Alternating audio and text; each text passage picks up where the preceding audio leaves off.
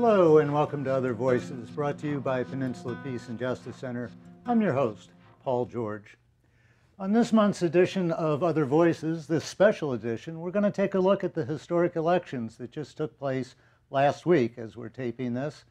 The House of Representatives flipped from Republican control for the last 10 years to Democratic control. Now, a lot of progressive candidates were elected on the Democratic Party ticket, but not all of them were necessarily progressive candidates. It's the same old Democratic Party in some ways. What we're going to do tonight is have a roundtable discussion of some leading activists. Everybody here in the studio is an activist of some sort or other, and try to figure out what we as progressives, where we can best put our energy over the next couple of years with this new Congress. And also, there's still plenty of work to be done at the state and the local levels, and we're going to talk about that too. So stay tuned, and let's see where we're going in the next couple of years. Let me introduce my guests to get this conversation started. I'm going to start on the far end. Nassim Nouri is an activist with the Green Party of Santa Clara County and the South Bay Progressive Alliance. Nassim, welcome, and thank you for joining us. Thank you very much for having us here. And next to Nassim is Eitan Fenson, who most recently has been spending his entire life at the Democratic Volunteer Center, sending out people canvassing, not only here in our district, but all over California. Eitan, welcome back to Other Voices. You've been here with your Move to Amend hat on in the past. Indeed. So Thanks thank for you, having me. and nice work. Yeah, I did it all myself. Yeah, we'll talk about California in particular. Coming on around the circle, we have Charlotte Casey, who is on the board of directors of the San Jose Peace and Justice Center, where she has the pleasure of being the treasurer. Pleasure. I just finished filing our 990 form today. Still haven't done it. Deadline's tomorrow. Charlotte, welcome. You've been here before, and you've been here before for one of these roundtable discussions. Yes. That we had after the 2016 election. I suspect this will be a happier occasion, a happier conversation. And finally, but not least, last but not least, Maria Marroquin is the executive director of the Day Worker Center of Mountain View and just an all-around community activist in Mountain View. Maria, welcome back to you as well. Thank you, Nassim, Paul. you're our only freshman here tonight. I just realized That's that. right. Well, thank you. Our Honored to be here. So welcome. You'll get to come back some other time. So let me go around and start with each of you just on what you saw as the most positive result. Maybe it's just the overall result. And what was your biggest disappointment? Not everybody won. Not all the ballot measures passed. Things like that. Eitan, you were most directly involved in the electoral process, so let me start with you. Before the election, I made a comment, and Karen here at the Media Center reminded me of it. Before the election, I said, if we don't flip the House, it's game over. So the fact that we flipped the House and did so in as definitive a way as we did is a huge relief. And it feels more positive now than it did on Election Day, because it's the gift that keeps giving. Yeah, it's still flipping. Yes, we're still flipping. So that's on the positive end. On the disappointment end, which I have to say was more significant on Election Day than it is now, still, the fact that Lenny Siegel did not get reelected, the mayor of Mountain View, that was a disappointment to me. It was a repudiation of a kind of generational presence, and I was disappointed by that. There were other disappointments as well on a national level, but that one hits home. Yeah, that's true, and he's been a long time ally, part of the peace movement. Yes, going back 40 plus years. Yeah. Charlotte, how about you? The peace movement going back 40 years or more. And I'm wearing my Code Pink colors tonight, Code Pink Women for Peace. And I'm representing the San Jose Peace and Justice Center. So while I think a positive result was that now we can breathe a little bit easier after the victory of the Democrats and retaking the House, my biggest disappointment is that the issue of peace and the need for a peace economy was totally missing from on the national level. None of the candidates were running on a platform that talked about the terrible, terrible toll that the war economy takes on America and on our people and the people all over the world. So that was a big disappointment. It's not something that I think I expected, but yet it's still pretty bad not to have seen any mention of the international situation. Or Yeah, especially in congressional elections, foreign policy does not seem to come up, and it's one of the unusual things, I think, of our system, where we have so much attention on the presidential year, and then on the midterms, since it is Congress, in a way it's correct that it's more local issues, whatever is an issue within a particular district. But Congress does have a lot of say, including the purse strings for the military budget, and it's disappointing that that doesn't come up. We'll return to that as we set out an agenda for the future. Nassim, how about you? What did you see as the most positive thing, and what was perhaps your biggest disappointment? I have to say, I think the most positive thing I observed was the energy and the activation of a lot of young people. A lot of new Not people. that, we saw a lot of movement and really a surge towards much more independent politics. I myself, being probably to the left of the panel, I see that as a positive sign, even if the turnout for young people wasn't incredibly higher than before, but the involvement and activation has been higher. And I don't see a drop-off in young people's initiation into the world of politics from 2016. I see it still rising and holding steady. So I think that was refreshing for me. Of course, as a Green Party county council for Santa Clara County, I was slightly disappointed we didn't have a local candidate. But also, on back to the positive side, we did have 3 Green Party candidates who passed the top 2 for Congress, for the House of Representatives. And I think that hasn't happened since, in California, that hasn't happened since top 2 was installed. So that was quite a positive move for Greens. 25% of the vote by Kenneth Mejia. In District 40 in LA, 22% by Rodolfo Cortez Barragan. In District 40 and 34 for Kenneth Mejia, and 12% for Laura Wells right here in Alameda County against Barbara Lee, one of the most progressive Democrats. So interestingly, the push to the left, the pressure that the left can apply to the two-party system is how this will manifest itself, is more pushing towards the left agenda and shifting the government towards the needs of the people. Is there, I don't want to get hung up on Green Party, but is there a stronger presence of the Green Party in Southern California than we see up here? Yes, very much so. LA County is the largest concentration of Greens by population, and also potentially because they're more progressive. Yeah. And we have some counties here that are more conservative. Those are some interesting results. I hadn't, you can only dig into the numbers so much. Right. Yeah. Maria, what left you feeling smiling, and what left you frowning a little bit? Well, I really second probably everything that my colleagues said about the positive and the kind of a disappointment also with Lenny getting elected.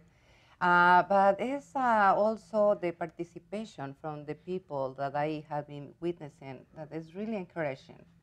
Other part, like I really is disappointed is the campaigns. The campaigns who was running against mostly because I was really involved in housing and rent control against the Proposition 10. Yeah. So was really very despicable the way that they use their money. Was really, really uneven.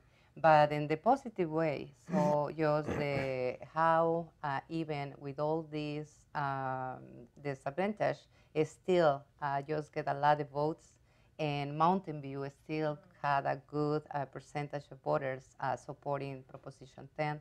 Was kind of refreshing a little bit. Yeah. Do you have any idea how much the opposition to Proposition 10 spent as opposed to the pro-Proposition 10 forces? I haven't been able to find those Well, figures. goes from this. Some people said 300 millions from That they 80 spent that they spent, yeah. yeah, to 80 million. Yeah, we talk about millions. So probably the other side was a lot less. Yeah, A lot less. that's a lot of money. Yes.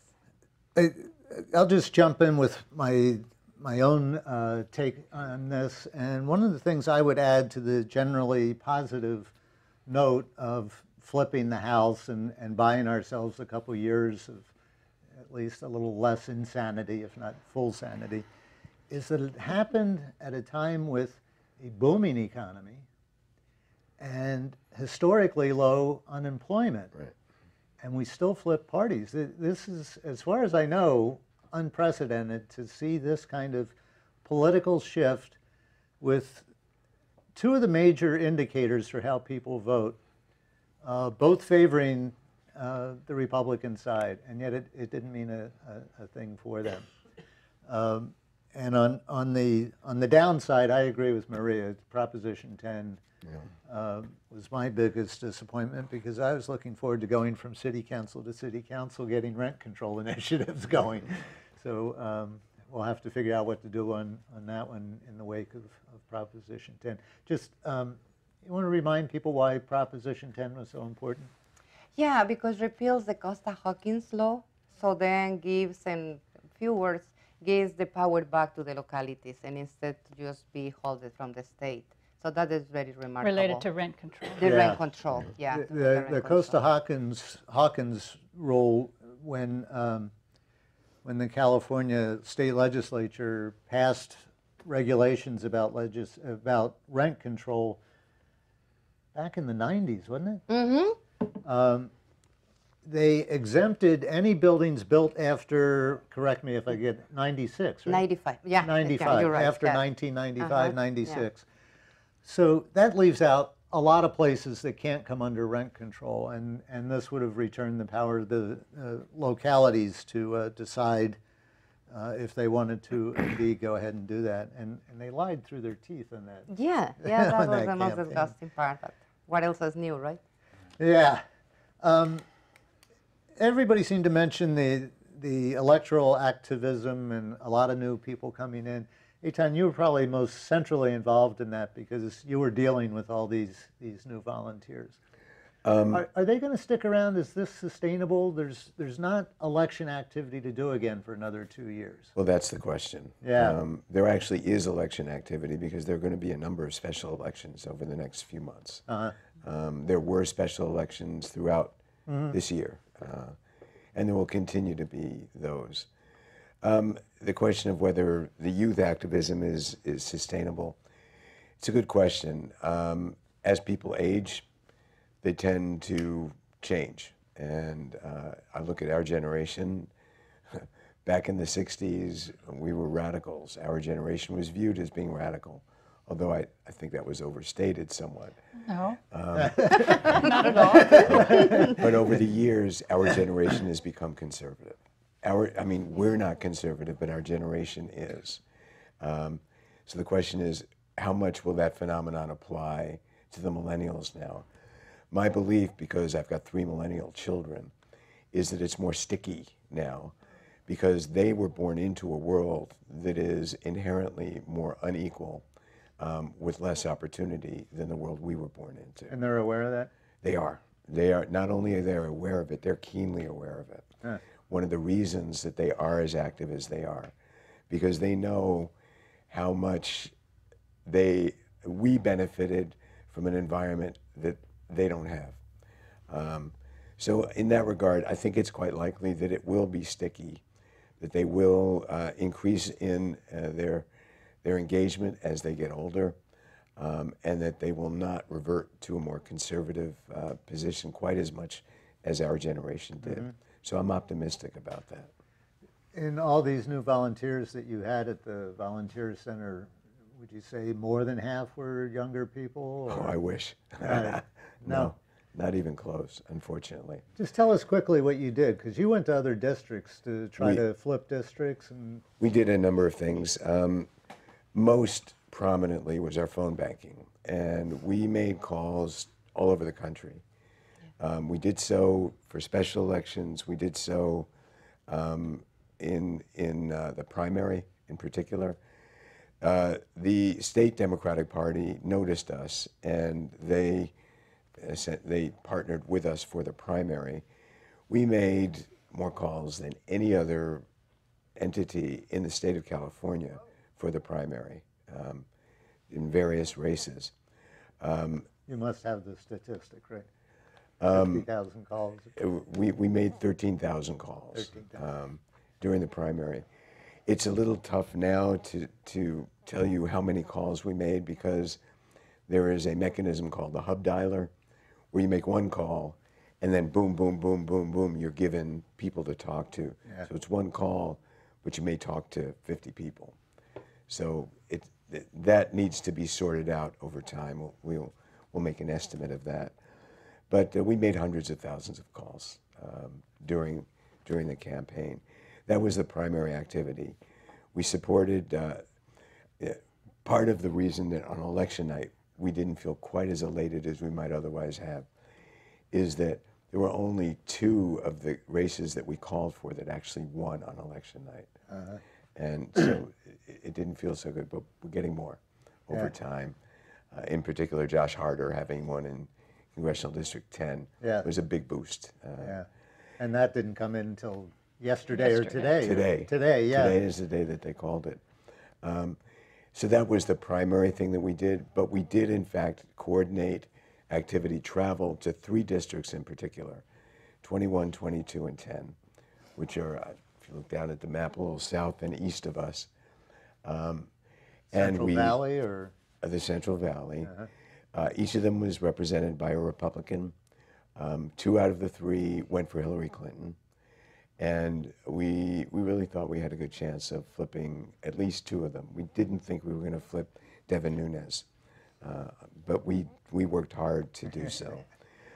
We funded a bus of volunteers. We coordinated travel.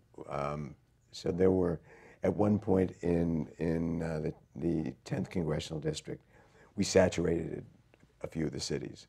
Basically, we canvassed every possible household that we could canvass, that was canvassable. And I think that made a big difference, and that was very satisfying, particularly after Josh took the lead, and we felt a certain amount of ownership of that. We also did texting, which was new to this election, and that was an adventure, but we probably made, probably close to 100,000 texts. And I got to tell you, I really dislike getting unsolicited texts. you know what? It's a mixed bag. Many of the unsolicited texts that I get, I just ignore. But there's some of them that are engaging enough that I will respond. Okay. So, Jump in. Okay, I'm jumping in as a person who is a registered independent. I was a Green for many years, and then I registered independent to vote for Bernie Sanders. But I want to say that the fact that the Democratic Volunteer Center would be closing its doors or not having as much activity as it had during the election, I think of what Reverend Barber said, you know, the Poor People's Campaign. He said, we're building a movement. We're not building a get out the vote campaign. We're building a movement that happens to vote. So for the Democrats to inspire people, I think they have to behave more like the Green Party, which has year-round mobilizations, which stands for these things and organizes people to fight for them. I completely agree with you. So I think you're absolutely right. there should be people flooding in now to say, Democrats, we want to help you pass Ro Khanna's resolution to force the vote on whether Congress approves the war, to end the war in Yemen. All those kind of issues, they could be mobilizing people to do that. Now that the election's over, keep going. I absolutely agree with the principle that you're saying. And in fact, I, as the director of the DVC, am presented with a very difficult challenge right now. I would like to keep an office open and to keep going exactly as you say. And We had a conversation about it in a board meeting today. I raised the same point you did, making almost exactly the same point. Good. Because I agree with you. But I don't, that's not my decision to make. So who makes those decisions? Money, right? Oh, what, Pelosi or somebody? No. It has donors? nothing to do with the Democratic Party. It has to do with the community here, right? We are an independent, the Democratic Volunteer Center is an independent entity. We are managed independently. We raise our own money. We get no money from the Democratic Party. All of the money that we raise is raised by us, for us, and spent by us, for us. And we've done that on purpose, specifically, to keep an element of independence from the party. The principle that you are articulating, I completely agree with, and I will do what I can to promote that. The challenge is the office that we had, which is 2 doors down from here, extremely expensive. We had to raise more than twice as much money as we ever have in order to run the office this time. It doesn't mean we have to get that expensive space. We can get better space, cheaper space.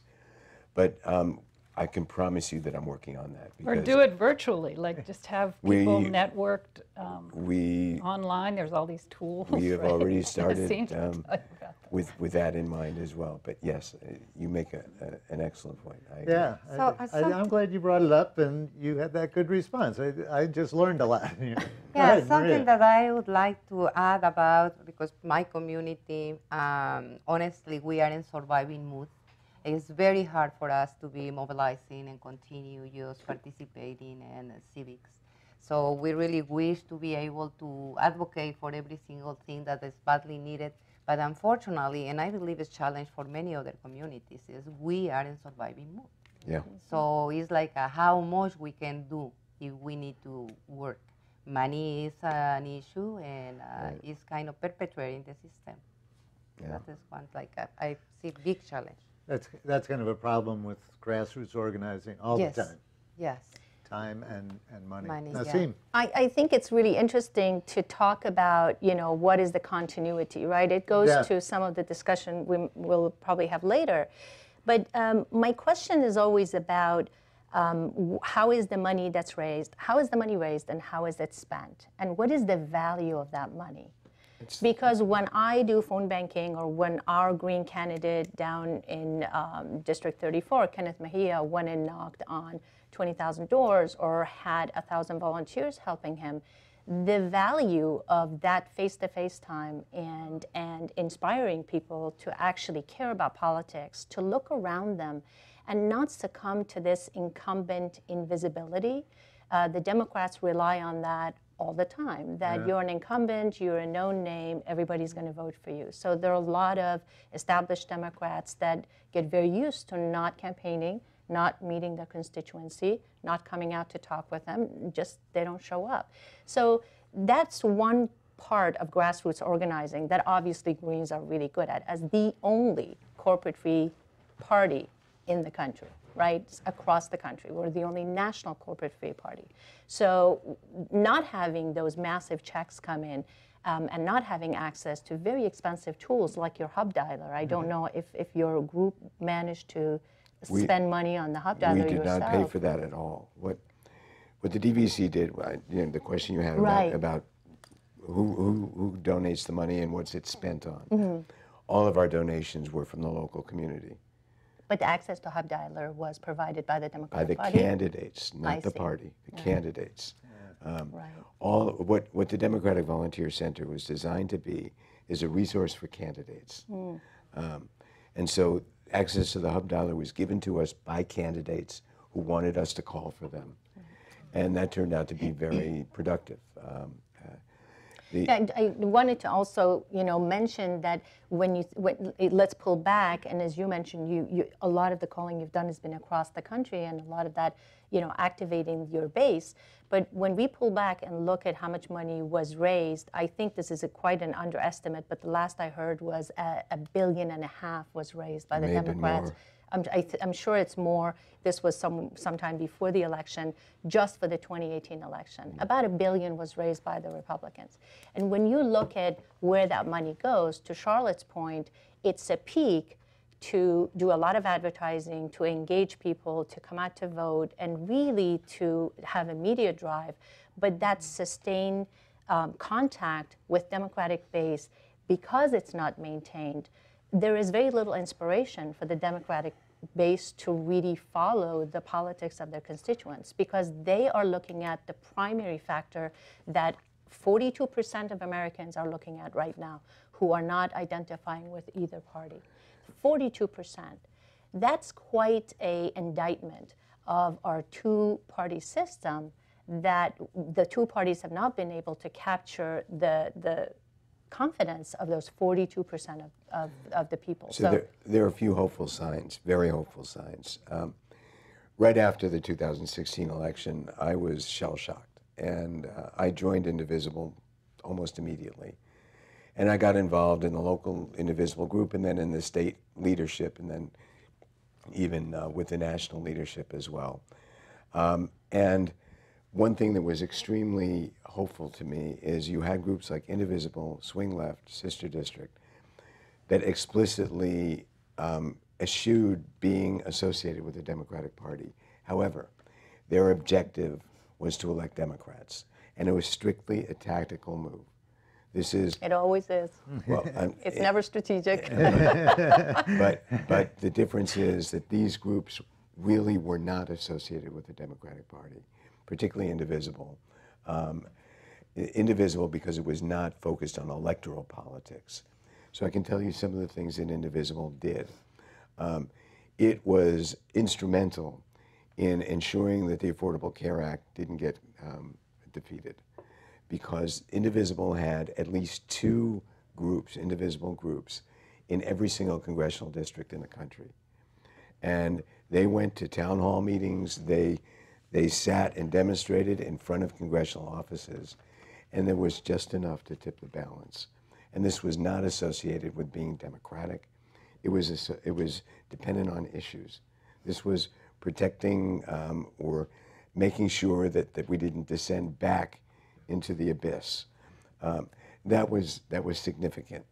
My objective in running the DVC this time, and as I said, we were independently funded, and not an official Democratic Party office. My objective was to be a big tent, bring in groups that were not affiliated and associated with the Democratic Party, such as Indivisible, Swing Left, and Sister District in particular. For those of you who don't know about those groups, Swing Left was involved in swinging the House left. Sister District was involved in flipping state legislatures and governorships. Those groups, I felt we needed to be one. We needed to work together. We ended up hosting 170 different working meetings at the DVC over the last year of groups, Democratic clubs, Sister District, Swing Left, and Indivisible. And it was a community. It was a community focused on one thing, and that was, let's stop the descent into the abyss. That, you may say that that's not enough. Well, of course it's not enough. But not doing it is worse. If, in fact, we had failed in flipping the House, when I said I thought it was game over, it would have been unacceptable. So anyhow, the bottom line I'm trying to address is there is still hope, because there are groups that are unaffiliated, that have similar objectives, that are working together irrespective of party affiliation. And I think that's helpful. I think that is an important thing to pursue going forward. As you point out, not temporally every few years we get together.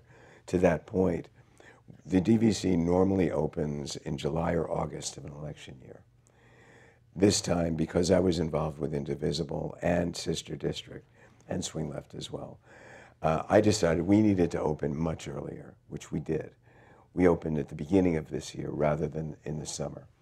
As a result, we brought in the various other groups, and we did work as a team, as a community. I found that to be very hopeful. These are all good tactics, but we're not on the abyss. We're not stepping off next to fascism facing us in the right there.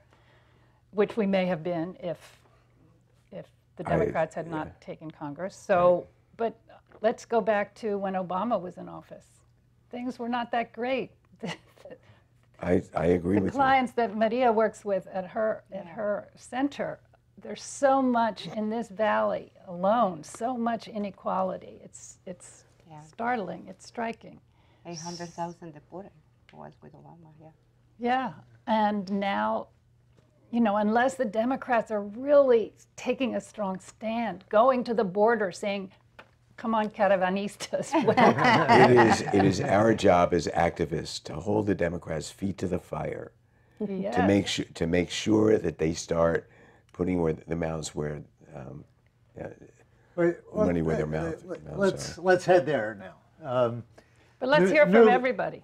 Yes, we're going to. New Congress audience. comes in on January 3rd. I think it's January 3rd. What's the first thing they should do? Open the borders for the caravans. Okay, fair enough. Well, it's my wish. They do need to address a whole slew of immigration issues. Absolutely, absolutely. It's not simplistic solution, but definitely just to see the way that's supposed to be immigration, like a natural thing, and support it. So one of the things that has been proposed apparently for early on for the Democrats' agenda when they take control in January is passing some kind of DACA to make that permanent. So let me put you on the spot, Maria.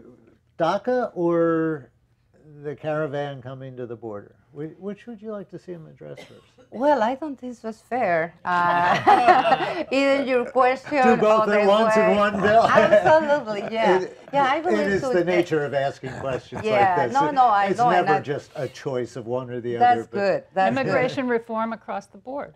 Well, the thing is, like, just allow the administration just continue have a merchandise for human people. I believe is kind of insane, and we need to change that type of a conversation because it shouldn't be allowed. So, like, okay, I give you this, but you can give me this. It's no negotiation possible. So we need to see this with the open eyes, with the smart people and all over the arenas, and just trying to resolve the situation. So it's not easy, definitely, but we can do it. Yeah. Yeah, they often talk about this political back and forth of trading Yes. favors as horse trading, except there's human beings involved in this, and Yep. they get left out of the equation. And migration is natural. It's like every people needs to do it, and humans and animals. It's just natural. Migration is natural and it's beautiful. It's been going on for a long time. Absolutely. There wouldn't be anybody in the Western Hemisphere if it wasn't for migration. I know. Where there were a lot of people here that we committed genocide against. And they- they So they migrated. would be But here. They But they migrated as migrated well. here. They They would be- migrated as well. Exactly, but Yes. they would still, if we hadn't, you Yes. know, if the white wave hadn't come, Yes. there would still be people. But look what's missing, a sense of compassion, a sense of these are our brothers and sisters, and we are responsible for the conditions in Central America that are causing them to come here. But nobody's saying that or talking in that way. Actually, don't say nobody. Don't say nobody, because there are people talking There that are, way. yes. Unfortunately, they don't have power. Yes. The issue is power. I It's mean, people all in about power, power. yes.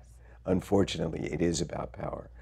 And to my mind, one of the reasons that I took the path that I did, being involved with Move to Amend for many years, and then Indivisible, and now running a Democratic Volunteer Center.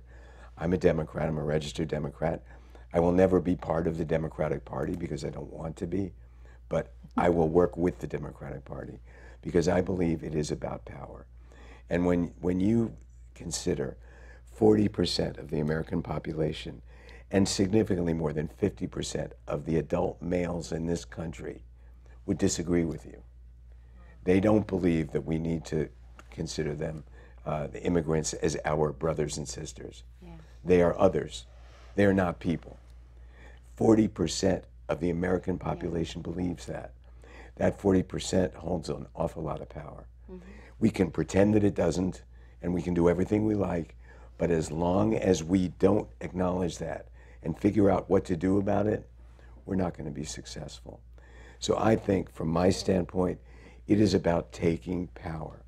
We need to frame what we say and what we do with the goal of taking power. And that's really the most important thing. Nassim. The Democratic Party wouldn't exist if it didn't have the donor base it does. I mean, neither of the top two parties would exist here if they weren't being fed by the corporate world that runs our country. We don't have two top party system. We have two corporations that are running this country. So if we're going to talk about immigration, if we're going to talk about the caravan, let's talk about the prison industry. Let's talk about the detention centers that are being built across the border. And they are empty right now. And that's exactly what this is about. You know, all it takes to fill them and all it takes to feed the war machine is creating the divide internally in this country that propagates 40% of the people won't have these people come through our borders. That's not the case. The Republicans had a much better immigration reform package that they almost passed. We've been near very decent immigration reform policy that we have come near in the past. It is the neoliberal, corporate-focused world that keeps us from getting there. It is the answer to healthcare because insurance companies won't let us have it. Therefore, our bought representatives won't let us have it. It is the answer to prison reform and justice reform that we can't have because we have to fill those jail cells. So I'll put you down as first piece of legislation is campaign finance reform. Is that correct? That's, you know what, and let's put it there, and I can guarantee you that no matter how many House seats the Democrats would win, that will not be their first order of business because they had the House, they had the executive power, they had the Senate, 2008 to and they 2010. still didn't pass it. Yeah. So let's face that reality first and talk about what in the system needs to get changed. You more than the rest of us understand that if we take money out of politics, if we have a corporate free requirement for not just candidates who can be corporate free today and not corporate free tomorrow, but for parties, what would our government look like? See, you wouldn't have to fight your own party. I don't think you're going far enough. I think, unfortunately, it isn't about. Show me up. Go to my left. It isn't just about money in politics. It's about money, period. There is a 365, 24/7, 365 industry out there that is polluting the airwaves and filled with propaganda. That is independent of elections. It is, however, designed to affect elections. So it's not campaign stuff. It is everyday stuff. It's Rush Limbaugh, it's Fox News, it's Breitbart, it's Clear Channel Communications, it's the consolidation of ownership of media across the board. MSNBC, it's CNN, it's even... So I agree with you. The problem is that there is really, right now, nobody, even Move to Amend isn't there yet. Even Move to Amend is talking about campaign finance reform. We need to figure out how to get to the point where it is not legal to say things that you know are not true for the purpose of affecting votes or affecting purchasing power, whatever, to purposely lie. How you do that is a tough question. But I think that that's more important than campaign finance reform. Democrats raised more money than Republicans. So it's not like if you do campaign finance reform, the Democrats will have a chance. As you point out, they're both raising lots of money, and they're both raising about the same amount of money. Neither should. So, But we need a revolution in values, like Dr. King spoke about. Yes, yes. Materialism was one of them. Militarism was the other evil, and the other evil was racism. He could have also added sexism, but at that time. well, they're all. But you don't interconnected. get a revolution in values through the political process. Right. I would say. No. It's a whole different realm that you're talking about. And we're talking about the political process here tonight, quite frankly, because there is legislation that Congress is going to pass, and we want to have an effect on that. And so I don't disagree with anything you're saying, but I do want to try to steer this back about what we're going to be asking of our representatives. They are there. They're going to be either investigating or legislating, or both. And maybe if they try to do both, they won't do either one well. But that's what I want to kind of explore is what should we be pushing as a progressive movement for this new Congress to do? What are the most significant things that we can go after, Charlotte? And the war on terror, for one thing. It was started under false pretenses, and it's one reason why they've criminalized immigration and refugees. That's what ICE was created to do, was because, oh my goodness, the terrorists are going to come across our borders. Well, immigration and refugees should be handled as a civil matter. It shouldn't be. We should, well, imagine the militarized border now that we have how many troops there waiting, doing nothing, waiting for people to come across? Yeah, 5,000 troops with no air conditioning. Unfortunately, it is handled as a civil matter, which is to the detriment of the immigrants, because civil law does not give you a right to an attorney. So immigrants, when they are put in detention, they don't have a right to a lawyer because they have committed a civil crime as opposed to a criminal crime. Well, fix that. Fix I that agree. part of it. That could be part of the legislation reform. Let me get the audience in here and see what their ideas are for priorities. And we're going to try something different tonight. Oh, they got the wrong guy to operate this heavy equipment. I'm going to come around with the microphone. So we'll start here, and then I'll come over there. And if you'll stand up. Okay. Well, I'm going to disagree with you about the revolution in values being something we can achieve through politics. I think that what we should be fighting for is a Green New Deal. And I thought it was very interesting that some of the most progressive young Democrats elected in this cycle sat in at Nancy Pelosi's office, and she had a good conversation with them, and they were talking about a Green New Deal, which to me involves using the resources of our country for the welfare of our population and the health of our environment. And I think it's a great phrase because the New Deal was what inspired my parents' generation. And the Green New Deal is really what we need now. And there's so much infrastructure work and care for our environment, which can become the source of worthwhile jobs, meaningful jobs that people are proud to perform and feel good about. So I think that politics is a route to a revolution in values. It's based in our values, and it reflects our values, and it builds a world in which those values can really survive and thrive and challenge corporate power. Okay, it's Good an one. excellent point. That's right. You want to respond? Anybody? Go ahead. Yeah, I completely agree with you. And I think, when the concept of the Green New Deal was first brought up was by Thomas Friedman, an economist, in the very late 90s. In 2008, for the first time, the German Green Party incorporated the concept of the Green New Deal into their party platform. Dr. Jill Stein ran in 2012 on the Green New Deal. That formed the base of her presidential platform, and so did she again in 2016. So it's not a new concept, but it is important to understand that new corporate-free or progressive Democrats are really understanding that that shift into the way we see economy is critical to the way we see politics. And to your point, the 42% of Americans who don't identify with either party, or this over 70% of Americans under 30 who don't identify with either party, have already understood that the values the two corporate parties represent is not theirs.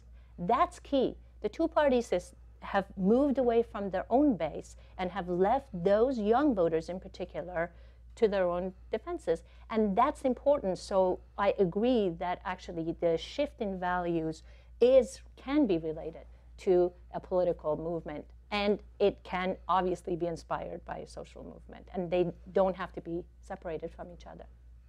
Any other comments on Yeah, the Green New definitely. Deal? Yeah, definitely. I believe it's my opinion, of course, but I believe every little thing, every single thing needs to be based in moral values. So it's the base of everything. If not, we are in the wrong space and planet. Yeah, why are we doing this? Yeah, if you stand up, thank you. Speaking, just Yeah. coming through. Speaking of moral values, I'm a little.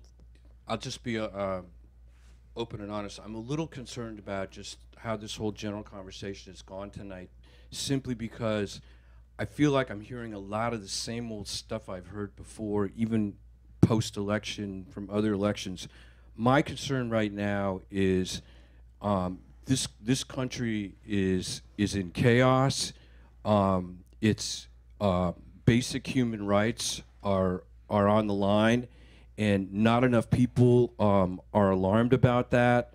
I think the best thing that's happened is, and I'm not a Democrat, I'm not in favor of the Democratic Party, but the best thing that's happened is we got the Democrats to control the House, because finally there's some semblance of getting back to what this country's about, which is a balance of powers. We didn't have that before. And irregardless of your politics, what we've got right now is a crazy man in the White House, and the first thing that has to happen is there has to be accountability. There's no accountability going on in this country. There's no accountability from the corporate structure. There's no accountability coming from our representatives, and that starts at the top, and it harkens back to Watergate. There was just a 6-hour program done on Watergate that I urge everybody to look at, because I learned things that everything I've studied about Watergate before was not included in this program. It came through the History Channel, and it was Charles Taylor, I think his name. I forget exactly, but everyone should see that. Okay, thank you. Charles Ferguson. Yeah. Charles Ferguson. So my point simply is that there was a reason why all these Democratic people got in the House, and a lot of it was around the fact that our basic human rights are being under attack right now: freedom of speech, freedom of assembly, freedom of the press, and all the division that's going on in this country is by design right now, and we need to unite and fight back on that level. And what has to happen politically is we have to stop being too hung up about our variations in politics and do what's called coalition building, where immigrant rights groups coalesce with climate groups, coalesce with people around Whatever citizens' else, rights, yeah, yes. yeah. And it has to be a grassroots, broad-based movement. Okay. Let me just ask you quickly, since you brought up the issue of accountability. Do you think the new Democratic-controlled Congress should really go after use their subpoena power and hold a lot of hearings to hold this administration accountable? Absolutely, because what we saw in those first 2 years in the Trump administration was there was no accountability. There was no real findings of fact about what's really going on. The Mueller report is about to come out.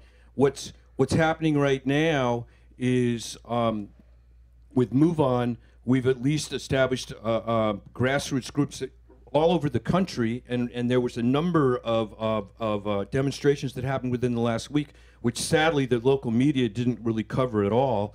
I'm from Redwood City. We had 500 people in Redwood City. That hasn't happened in years. Thank you very much. We had close to 1,000 people in Palo Alto. I didn't see much in the news about that.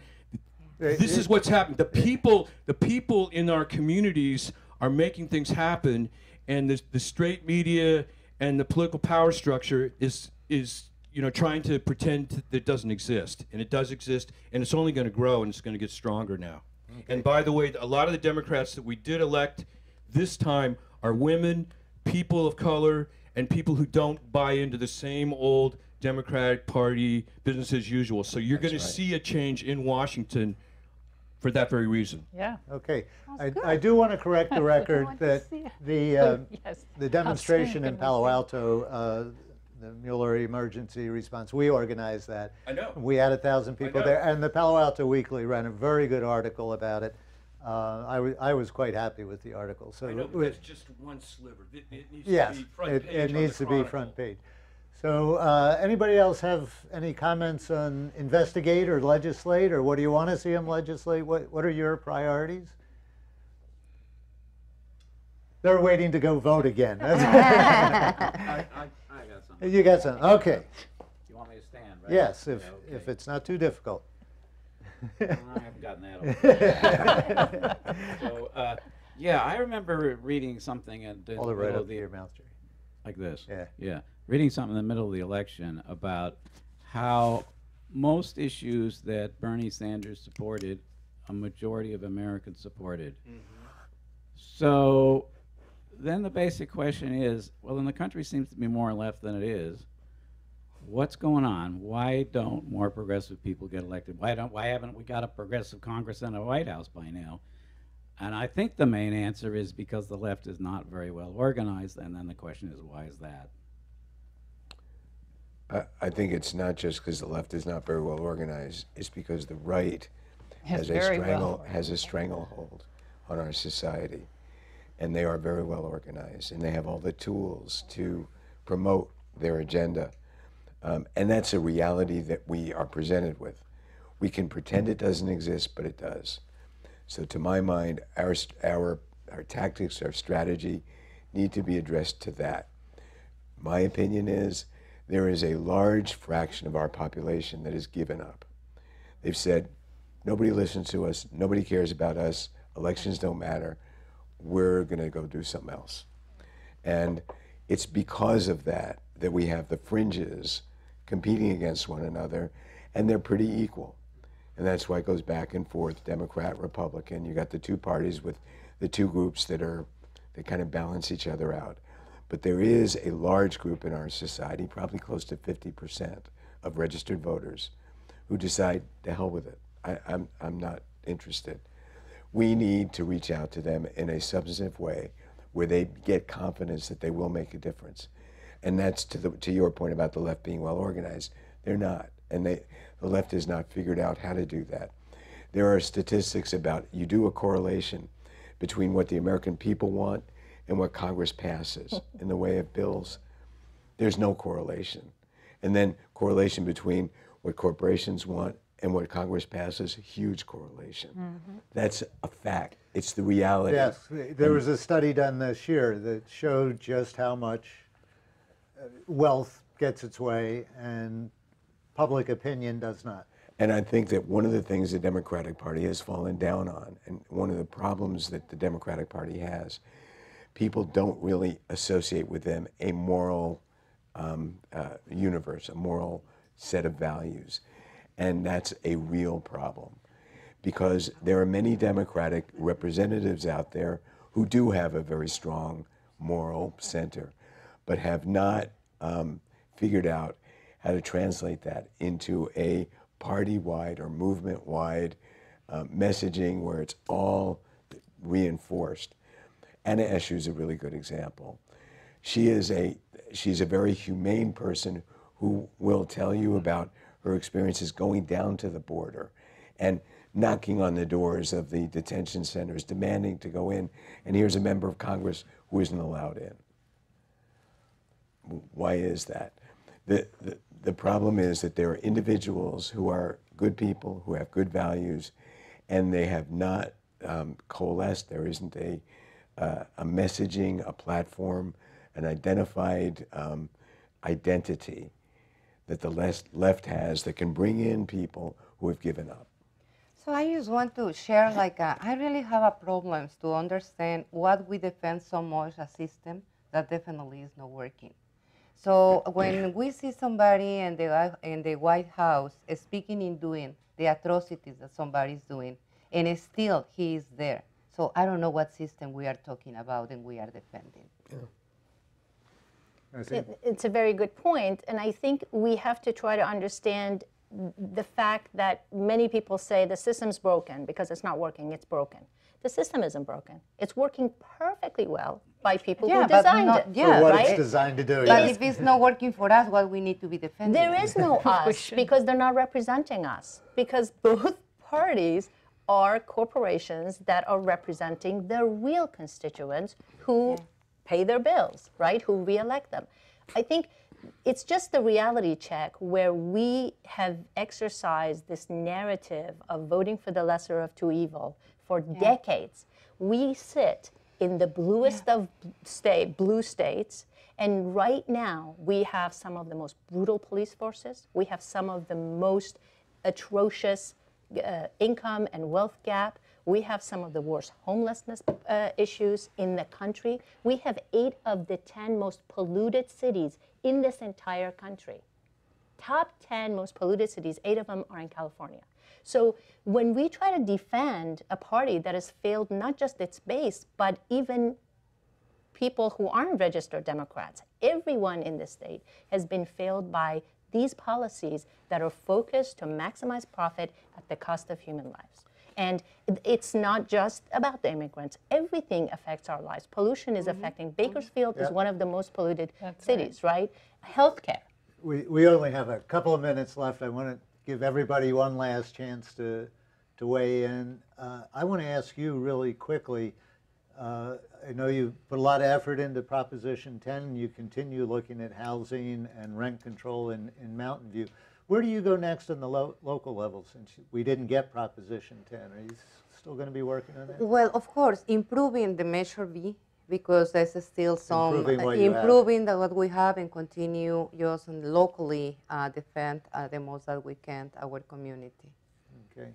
Charlotte? I want to say that the congressmen congresswomen that we have in the Bay Area, they've been put to shame by Ro Khanna. And where did he come from? Yeah. I don't know.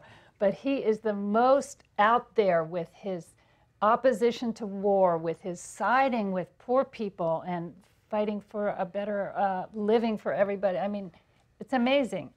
And yes, Jackie Spear may be fine, and Zoe Lofgren, my congresswoman, yes, but we need to hold them to higher standards, and they should do better, yes. Is it my turn? Yeah.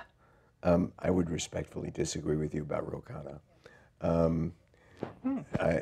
I believe that what Ro Khanna does is for Ro Khanna.